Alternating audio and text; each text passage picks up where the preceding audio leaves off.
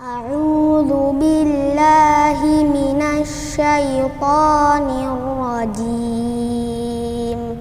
Bismillahirrahmanirrahim.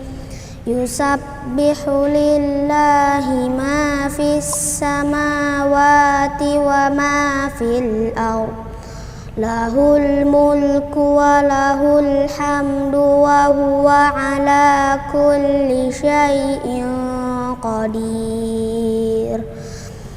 Huwallazi khalaqakum faminkum kafirun wa minkum mu'min. Wallahu bima ta'maluna basir.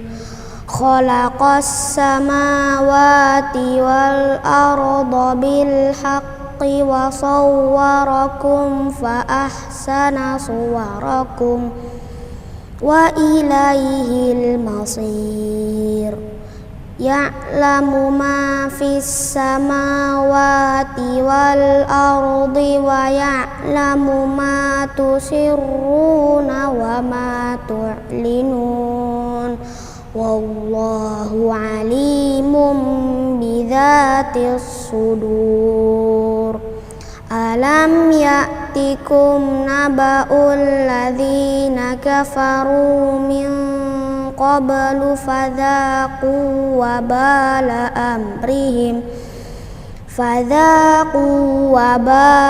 amrihim walahum adzabun alim.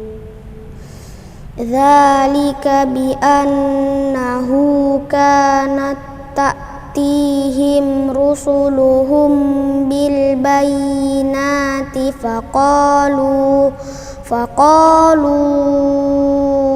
abasharun yahdunana fakafaru wa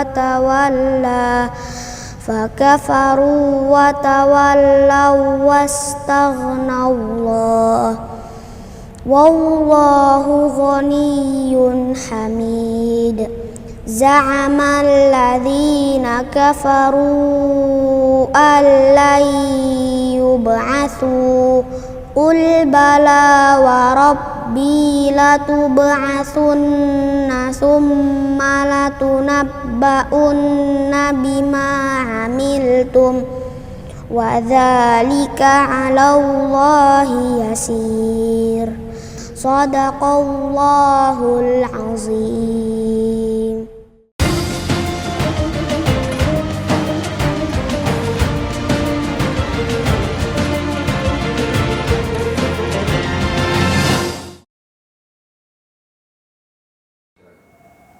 Bismillahirrahmanirrahim. Assalamualaikum warahmatullahi wabarakatuh. Alhamdulillah. Wassalatu wassalamu ala rasulillah wa ala alihi wa sahbihi wa man walah wa ba'du. Pemirsa dimanapun Anda berada, kita bermohon pada Allah subhanahu wa ta'ala semoga seluruh ibadah kita dari sejak awal puasa di hari Jumat yang baik itu sampai dengan saat ini berkenan diterima oleh Allah subhanahu wa ta'ala dengan penerimaan terbaik. Kita juga mendoakan semoga saudara-saudari kita yang diuji dengan penyakit segera disembuhkan, wabah segera diangkat, dan yang paling utama kita diberikan kekuatan untuk bisa menggali hikmah dari setiap musibah yang Allah ujikan kepada kita semua untuk membangun kedekatan dan ketaatan kita kepada Allah Subhanahu wa taala.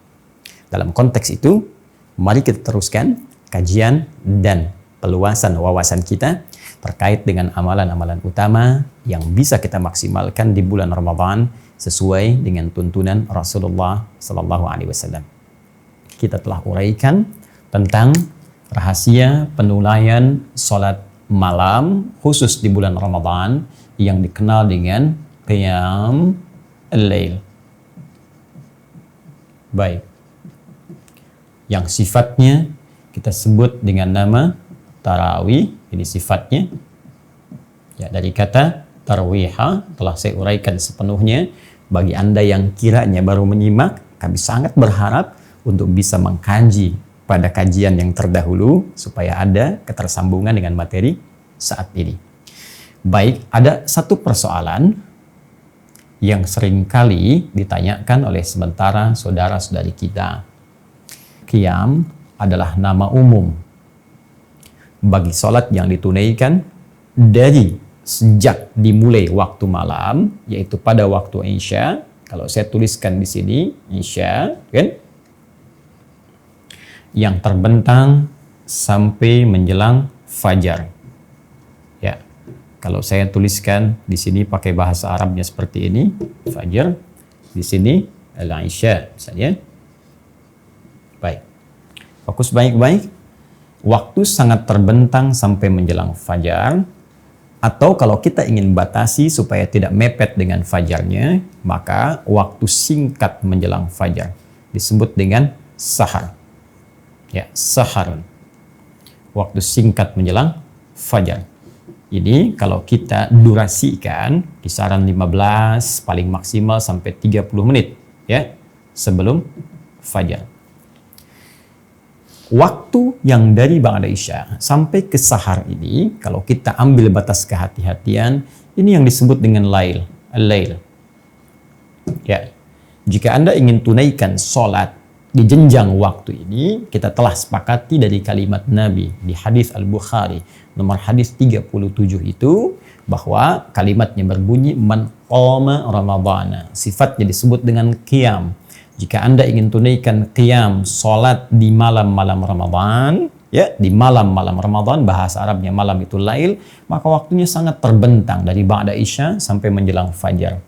Ya, dengan batas ini untuk kehati-hatian ke fajar. Sampai Anda bisa tunaikan witir. Nabi gunakan kata qiyam dengan penggunaan kata dasarnya qoma itu untuk memberikan fleksibilitas. Mungkin ada di antara kita yang terlampau lelah karena bekerja baru pulang, jangan paksakan karena sholat yang ditunaikan dalam keadaan lelah, mengantuk, tak akan maksimal. Sulit untuk membangun rasa kekuatan diri sehingga bisa beristighfar dengan baik di hadapan Allah Subhanahu wa taala. Anda bisa istirahat dulu, Anda bisa tidur sejenak misalnya, ya. Lalu Anda tunaikan setelah tidur, Anda bangun misalnya menjelang waktu-waktu ke sahar, taruhlah Anda bangun jam 2.30, ya, kan mustahil dari bangun langsung sholat. Ya, orang bangun kan nggak ada orang bangun langsung sholat. Pasti orang bangun duduk sejenak, kan? Kemudian dia berwudu dulu, sebelumnya bersih-bersih, baru menunaikan sholat. Mungkin sholatnya dimulai sekitar jam 3. Saya kira akan sangat cukup mungkin, ya setengah jam ataupun 1 jam sampai ke jam 4 menjelang fajar tiba. Nah, jika Anda tunaikan setelah tidur dulu, maka keadaan sholatnya disebut dengan tahajud namanya, ya kan? Tahajud. Nah, ini namanya. Dari kata hajada, akar kata utamanya ditambah tak di depannya, ditasydidkan huruf sebelum akhirnya. Tahajud. Ya, berarti memiliki makna beraktivitas setelah tidur terlebih dahulu. Namanya ini. Hanya dalam skala waktunya masih dalam konteks waktu qiyam. Hanya ditunaikan setelah tidur terlebih dahulu. Sifat penunaian sholatnya tetap menggunakan sifat tarawih. Jadi ini disebut dengan tarawih, kan?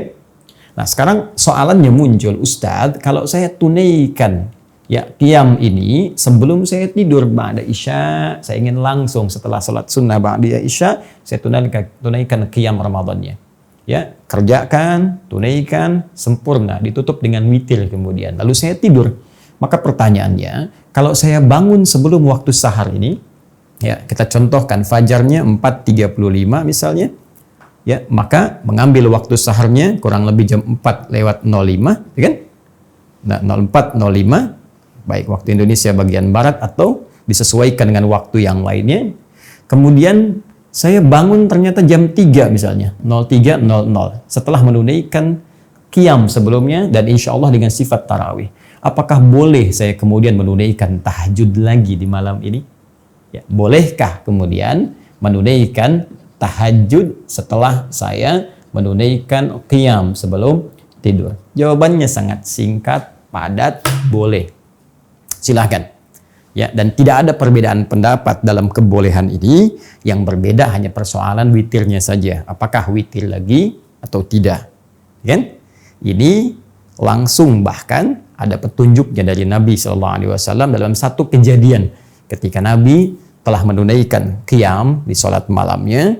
Kemudian beliau istirahat sejenak. Setelah beliau selesai witir, diduga fajar tiba, tapi ternyata setelah dicek fajar belum tiba.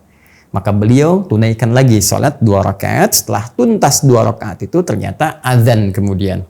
Ya, azan subuh. Allahu Akbar, Allahu Akbar. Ini situasi di luar Ramadan, bukan saat Ramadan. Baik, ketika beliau menunaikan ini, tiba kemudian azan. Maka selesai beliau menunaikan sholat, kemudian menunaikan 2 rakaat sebelum subuh, lalu dilanjut ke sholat subuhnya. Nah, jadi di sini para ulama memberikan kesimpulan tidak ada persoalan jika seseorang ingin menunaikan qiyamnya ba'da isya, lantas kemudian ditambah dengan malamnya dia bangun tahajud jika ingin ia kerjakan, tapi ini pun dalam konteks tidak membebani ya bagi seseorang, sehingga dengan itu tidak memberikan dampak lemahnya aktivitas di esok harinya. Jangan sampai karena alasan malamnya tahajud lagi, besoknya pekerjaan jadi malas, gitu kan?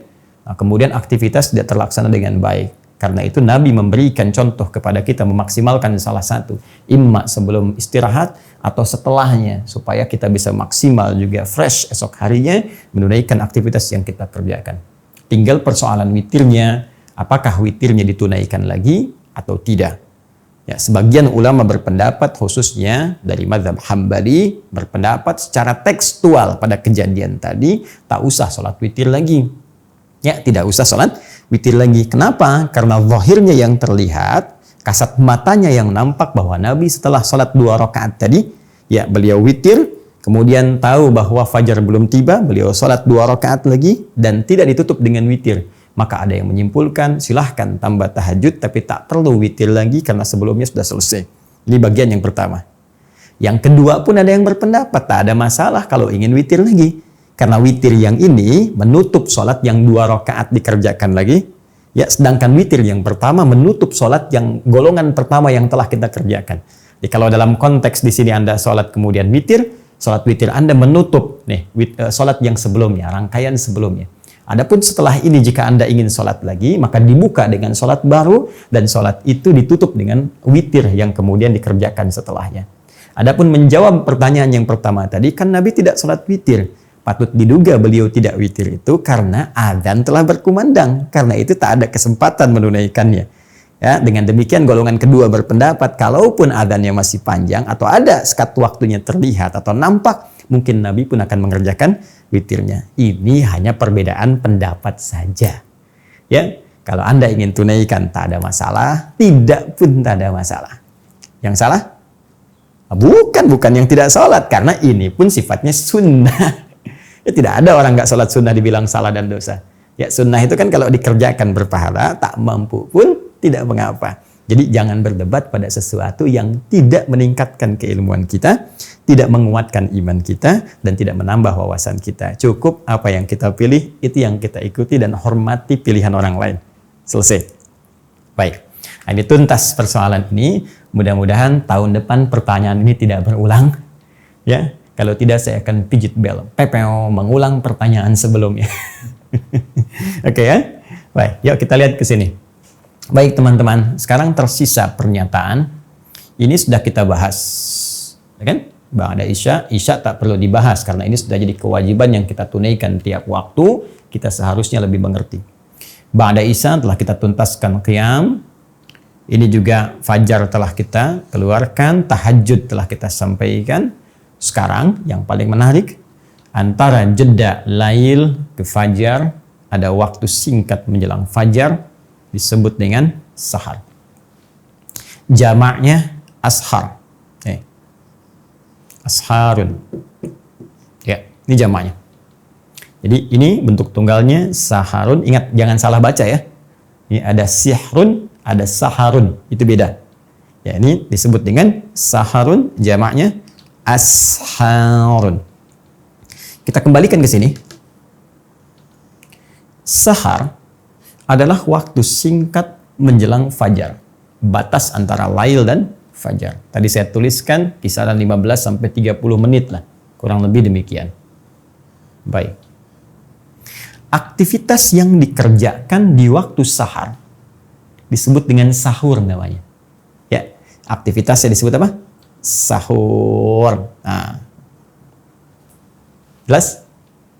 Baik, jadi ketika Nabi dalam hadis sahih mengatakan tasahharu fa inna fis sahuri barakah.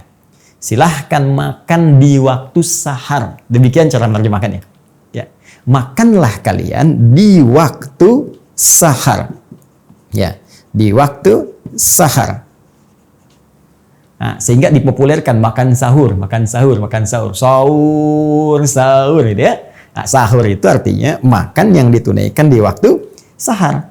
Kalau Anda bisa kerjakan makan di waktu sahar ini, maka kata Nabi, fa inna fis sahuri barakah.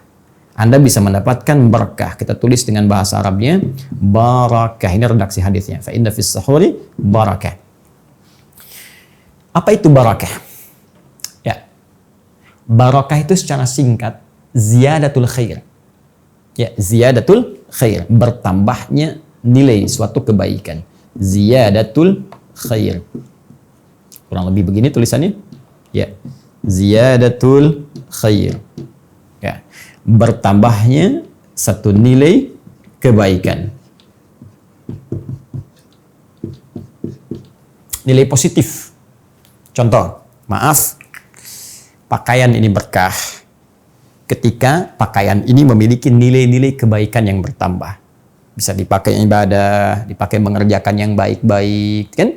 Kacamata ini berkah ketika kacamata ini digunakan untuk membantu melihat yang baik-baik. Itu berkah.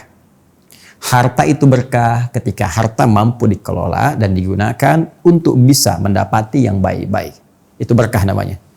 Ya, sedikit tapi berkah. Sedikit terlihatnya, tapi manfaatnya banyak. Itu berkah namanya. Di sini Nabi katakan, ada makan yang berkah. Ada yang makan di waktu sahar, yang saat dikerjakan akan menambah nilai-nilai kebaikan yang mampu kita kerjakan. Nah, apa rahasia di balik kebaikan itu? Mari kita gali beberapa bagian menurut paparan di antara para ulama-ulama kita. Satu, dari aspek fisik. Ya. Lebih tepatnya aspek kekuatan fisik. Orang yang makan di waktu sahar yang disebut dengan sahur itu, ya misal kisaran 15 sampai 30 menit sebelum azan berlangsung, sebelum waktu fajar tiba, itu dari segi kekuatan fisik akan lebih kuat dia bisa menahan lapar dan haus, ya? Karena lebih kecil durasinya sampai ke maghrib dibandingkan dengan orang yang makan di waktu lebih awal dibandingkan waktu sahar. Jadi kalau ada orang makan jam 3 misalnya, 03, ya 03, 00.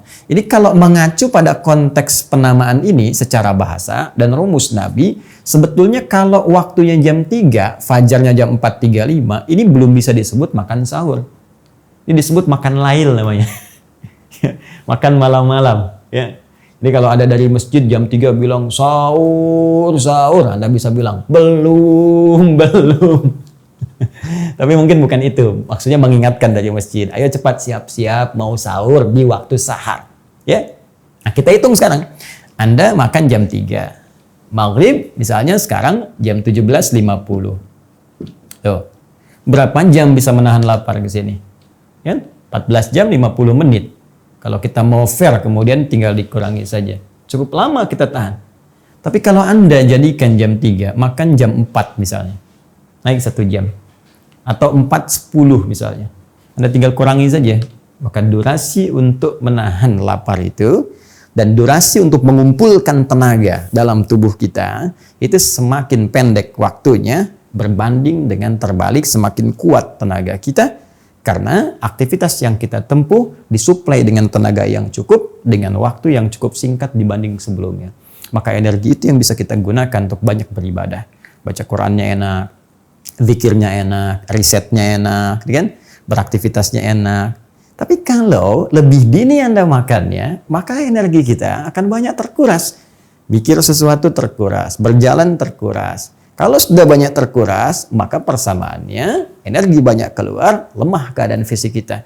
Ini yang menyebabkan banyak orang sering banyak istirahat, ingin tidur, ya. Beda antara tiduran dengan tidur, itu berbeda. Tiduran mungkin singkat, 5 menit itu tiduran, tapi 50 menit itu tidur namanya. Saya mau tiduran dulu, tapi 1 jam tidur namanya itu. Jelas ya? Nah, ini yang ingin saya tekankan. Satu ini. Yang kedua, teman-teman, keberkahannya, nilai kebaikannya ada pada satu rahasia besar. yang langsung diisyaratkan dalam Al-Quran, bahkan dikuatkan oleh Nabi Sallallahu Alaihi Wasallam, bahwa waktu sahar ini waktu yang sangat istimewa dan waktu yang sangat mustajab untuk dikabulkannya doa. Ya. Bahkan Allah langsung menyampaikan, ibadi, hambaku, siapa yang meminta kepadaku, aku berikan. Siapa yang bermohon, aku kabulkan. Man istaghfara liya, siapa yang istighfar, minta ampun kepadaku, ghafartulah, aku ampuni semua dosa-dosanya. Maka tidak ada yang paling indah ketika Anda makan misalnya. Ya, Anda makan jam 4, 15 menit cukuplah paling lama. Jangan banyak ngobrol-ngobrol. Waktu sahur bukan untuk diskusi. Oke? Anda selesaikan makannya 15 menit, ada sisa 15 menit sebelum fajar. Anda bisa perbanyak doa kepada Allah Subhanahu wa taala. Duduk bersama keluarga. Ajak sama-sama. Minta sama Allah. Mau minta apa? Ya Allah, angkat wabah yang tengah kami hadapi saat ini. Ampuni dosa-dosa kami jikalau kami banyak salah. Yang dengan kesalahan itu banyak ujian yang sulit kami hadapi saat ini. Walaupun kami mampu, ya Allah, dengan keyakinan kami bahwa Engkau tidak mungkin menurunkan ujian kalau kami tidak mampu mengatasinya. Minta. Ya Allah, kami mohon jadikan keluarga kami keluarga penghafal Al-Quran. Ya Allah, jadikan kemudahan bagi ayahanda untuk mencari rezeki. Berikan kesabaran pada keluarga ketika diuji dengan persoalan-persoalan yang tengah kami hadapi. Minta. Itu waktu yang paling indah. Nah, jika ada satu tawaran 15 menit atau kurang dari itu, kemudian Anda diberikan kesempatan memohon dan saat itu akan dikabulkan. Kira-kira Anda mau minta apa? Waktunya hanya 15 menit atau kurang daripada itu. Anda silahkan minta. Apapun yang Anda minta akan dikabulkan. Ini mirip, Anda diberi waktu 15 menit, kasih uang nih, 10 miliar. Mau beli apa aja silahkan. Hah? Saya yakin semua akan sibuk ingin mencari ini, mencari itu. Ada yang pengen minta dunia, pengen minta ini, minta akhirat, minta surga. Tapi ada satu yang diajarkan oleh Al-Quran. Jika Anda mampu mengamalkan ini, maka kedahsyatan akan Allah turunkan dengan memberikan semua apa yang Anda butuhkan sekaligus mengampuni dosa-dosa yang pernah Anda kerjakan. Keberkahan itu, kebaikan itu bisa ditemukan rumusnya di Quran surah ke-51 Adz-Dzariyat ayat 18. Di sini langsung Allah sampaikan wabil ashari hum yastaghfirun.